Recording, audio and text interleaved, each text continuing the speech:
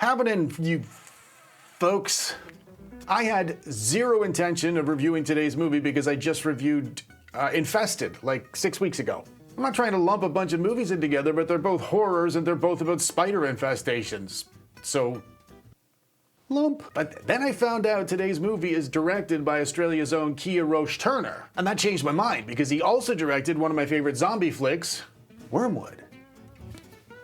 It's a bit of a different take on zombies, and it hits the perfect balance between horror and comedy. So if you haven't seen it and you're into reanimated brain-biting boys and girls, check it out. And if all that wasn't enough incentive for me to review today's movie, New Zealand's Weta Workshop did the special effects for it. They also did the special effects for Elysium, Avatar, Prometheus, The Avengers, District 9, King Kong, The Good One, Rise of the Planet of the Apes, The Hobbit trilogy, and The Lord of the Rings trilogy. I'm not saying all of those movies are great, I am saying all of those movies looked great. I'm gonna break the movie down into 3 acts and give you my thoughts as we're going along this time, because everybody keeps clicking off of my videos as soon as I'm done my recap. And frankly speaking, it's starting to make me feel very used. This is Kia Roche-Turner's Sting.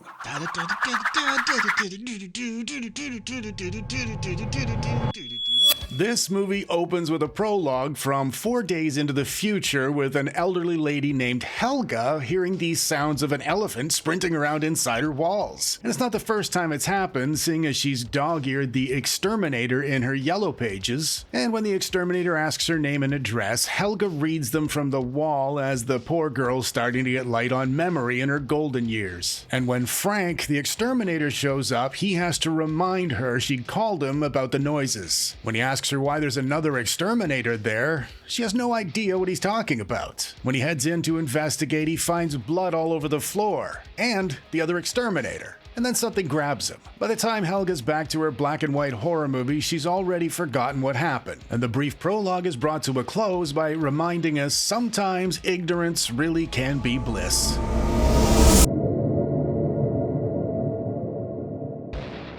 The first act kicks off 4 days earlier, and during the opening credits, we watch a walnut-sized meteor crash down to Earth and land in somebody's dollhouse in the vein of 1982's The Thing. Without the dollhouse. Although... And then we meet Charlotte, which is a very original name for a young female lead in a movie about spiders. Charlotte's Helga's granddaughter, and they all live in the same Brooklyn apartment building that's not actually Brooklyn but Sydney, Australia.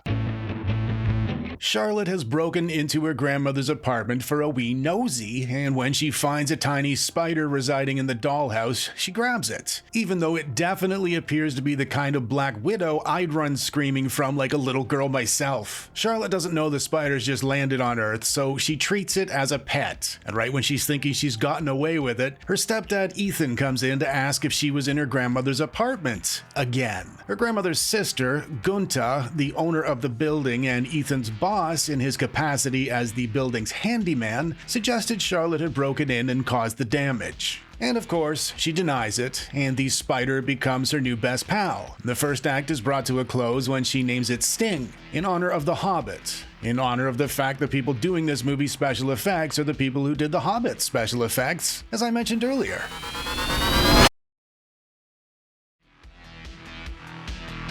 Act 2 kicks off when Charlotte's mom, Heather, asks her to look after her baby brother, which she does, but not without expressing a healthy dose of preteen movie angst. And when it comes time to feed Sting, she notices the spider has an aggressive means of catching its food. The more she feeds it, the more efficient it becomes. Meanwhile, Ethan's cracks are starting to show as the dilapidated building's a constant source of problems. With whatever spare time he can find, Ethan is also an up-and-coming comic artist. And Charlotte is creative too, so the comics bond the pair, which is a lovely concept. Even Mom enjoys watching them batting ideas back and forth. But the handyman work, combined with his wife's hectic schedule and a brand new baby boy, is leaving Ethan a tad confused about what his priorities are meant to be. Back in Charlotte's room, Ethan asks if she'd mind if he used her giant spider idea for his current comic, and she agrees. It's meant to be a bonding scene between a stepfather and his daughter, but it's a tad weird, as was the previous scene at the old drawing table. And I would not mention this if it didn't feel as if it was laid on pretty thick after it happening twice, but whether Whether it's the directing or the acting or both, these father-daughter interactions have a peculiar air of flirtation within them, and I'm just gonna leave that there. Later that night, while everybody else is snoozing, Sting escapes her jar and pays a visit to Charlotte's grandmother's parrot upstairs. The following morning at the breakfast table, Charlotte is angsty again because they seem to be writing all the young ladies in horror movies that way lately, and while the family's discussing everyone's schedule being impossible at the minute, Charlotte storms off because nobody's paying attention to her. And after she storms off, Ethan expresses his concerns she doesn't like him. So Heather points out Charlotte's practically his double since she's been impersonating him for over a year, from the way she talks right down to the drawing itself. And then Aunt Gunty's screaming brings the family upstairs to see what's left of the parrot. That brings Frank the Exterminator back,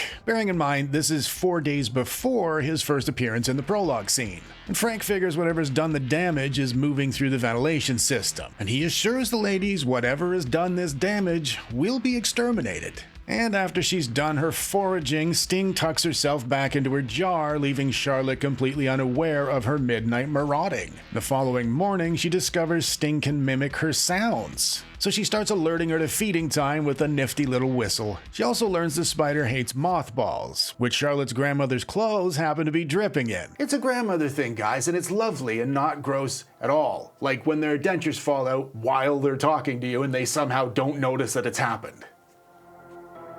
When Frank the Exterminator tries spraying Charlotte's room, he's told not to bother by angry Charlotte. And when he tries taking a peek at her spider, Sting declares her disdain for him immediately, and that's hardly surprising given what Frank does for a living. Later that night, Sting sneaks out again, only this time she visits Maria, who's one of the neighbors, and we're left to assume she's lost her entire family through some tragic event, but we never find out. As she's lamenting the death of her family in a family portrait, Sting pounces and throws her fangs into Maria's previously pretty face. That paralyzes Maria, bringing her to a quick, messy end, and a terrifying one if you're not a big fan of spiders. Now that I've just heard that back, I don't think fans of spiders would have enjoyed that either, so for my next video, I am going to focus harder on my writing.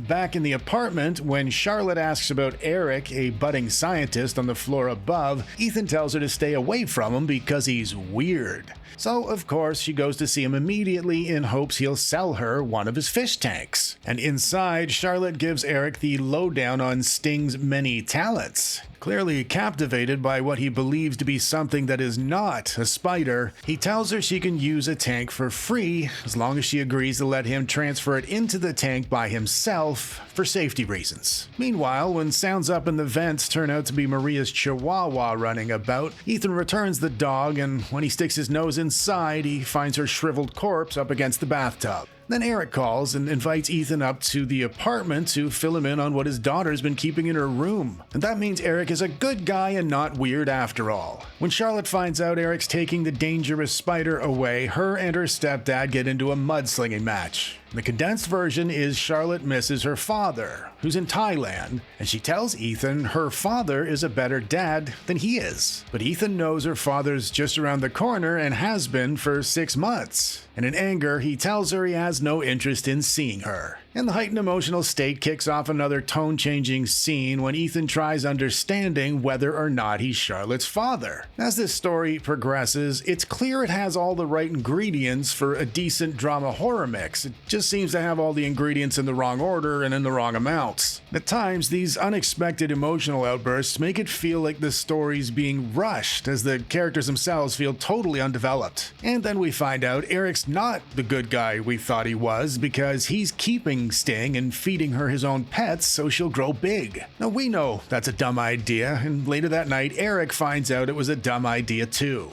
Then down in the basement, while Ethan's trying to fix the ancient water heater, he gets a voicemail telling him he's taken too long with his drawings and the boss has decided to go with somebody else. And that tips his scales, so like all men who've ever picked up a tool to fix something, he batters the tank with his wrench. But Aunt Gunter comes along and makes everything worse by firing him. When Ethan reminds her she's taking a paycheck away from her own family and their brand new baby, she reminds him he isn't family. Then she tells him she's firing him preemptively because he's a man and all men eventually leave when things get tough. But Gunter's about to get payback for all her ugly thinking. When her cat ventures into the vents, she goes in after her, and by now you can probably guess what happens next. Back in the apartment again, the dog barking and Charlotte laughing and his wife shouting on the phone, and everything else gets tied in together in one big frustrated lump when the TV Ethan's fixing blows up. So he drives his fist into it, only this time he loses his cool in front of Charlotte and the baby, who is now screaming.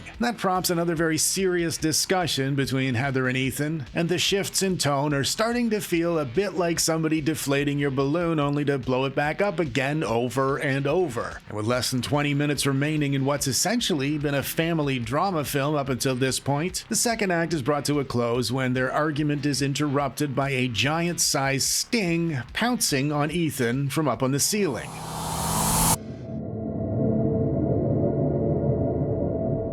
Our third and final act starts with Ethan and Heather paralyzed on the floor, with Charlotte's headphones keeping her oblivious to all of it. Sting drags them both away, and it's a rather convincing effect, despite the total lack of a spider in the shot. When attacks do happen, as they did earlier with Maria the neighbor, they're great, if not a bit too short. Charlotte walks around the apartment unaware anything's happening, while her mom and stepdad are dragged away into the vents. But she catches on eventually, and after checking on the baby, she shouts after Sting into the vents, and Sting comes. But Sting is not her adorable self anymore, and she steals the baby and adds him to her collection. With the entire family cocooned in the ventilation shafts, young Charlotte remembers how much Sting hated the mothballs, so she montages herself up a batch of mothball water for her water gun. She starts in Eric's apartment in hopes he might be able to help her out, but he can't. So she goes to check on her grandmother, and when her grandmother tells her a weird skinny black dog came in, but it ran away when she tried to pet it, that further confirms Sting's problem with mothballs. She tries giving her grandmother a set of instructions, but she's not able to retain any of them as per the memory issues that are now officially well overplayed, and yet somehow tragically underplayed in this story at the same time. There is a lot of humor inherent to movie memory problems, but they never progress beyond the obvious in this film. As Charlotte's off in the vents disintegrating the webs with her mothball water, we're brought back to the prologue scene as Frank is arriving to inspect the loud noises in the walls. These sorts of non-linear narratives can be very effective storytelling tools when they're written properly.